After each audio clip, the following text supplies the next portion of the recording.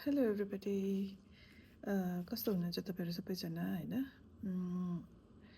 म चाहिँ अहिले क्लासमा छु होइन अनि क्लासमा चाहिँ म अहिले एक्लै छु त्यही कारण भिडियो बनाएको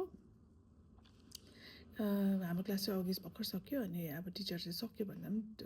क्लास आवर्स चाहिँ स्टिल छ तर आफ्नो काम आफै गर्नु भनेर टिचर जानुभयो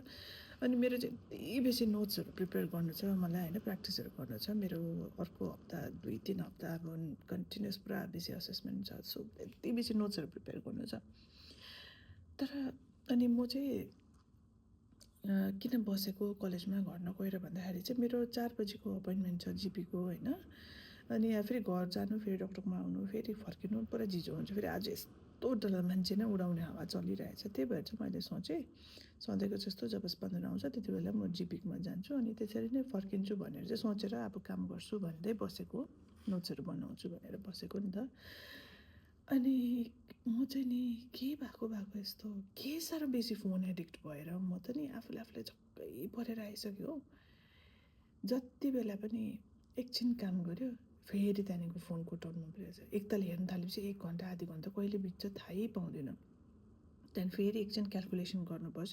फेरि अब एउटा क्यालकुलेटरको जरुरत हुन्छ फेरि फोनै हो क्यालकुलेटर है फेरि क्यालकुलेटर गर्नु थाल्यो फेरि घुमेर फेरि फोन चलाएर हेरेकै यति बेसी एडिक्सन भइरहेछ मलाई फोनको आजकल अनि मेरो फोनले पनि दिनको 10-12 घन्टाको वाच आवर भनेर भन्दैछ क्या मलाई आमामामा म आफै छक्कै परेर आइसकेँ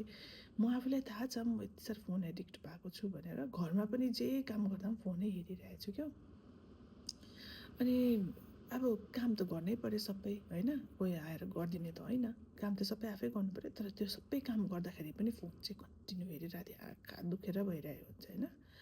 अस्तिको विक चाहिँ मैले स्याटरडे नो फोन डे भनेर एकताल गरेको त्यो दिन चाहिँ मेरो यति साह्रो बेसी प्रोडक्टिभिटी भयो क्या मेरो काममा स्पिड होइन बटाबट केही नसोची गरेँ साह्रै बेसी नानीहरूलाई चाहिँ मैले आफैले है फोन नहेर एडिक्सन हुन्छ यो त्यो भनेर नानीलाई चाहिँ भनिरहेछु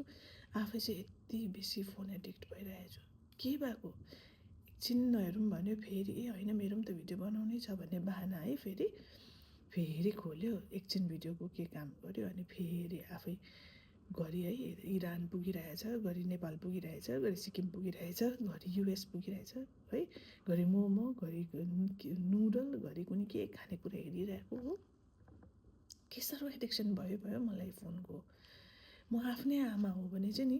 म आफ्नै आमा म आफै हुनुहुन्छ भने म आफूलाई पिट्थेँ होला भने जस्तो भइसकिसकेछ अहिले नै तपाईँहरूले चाहिँ कसरी चाहिँ ह्यान्डल गर्नुहुँदैछ आफ्नो एडिक्सन फोन कसरी चाहिँ स्टप गर्नुहुन्छ एडिक्सन ए बाबा मलाई पनि बताइदिनुहोस् है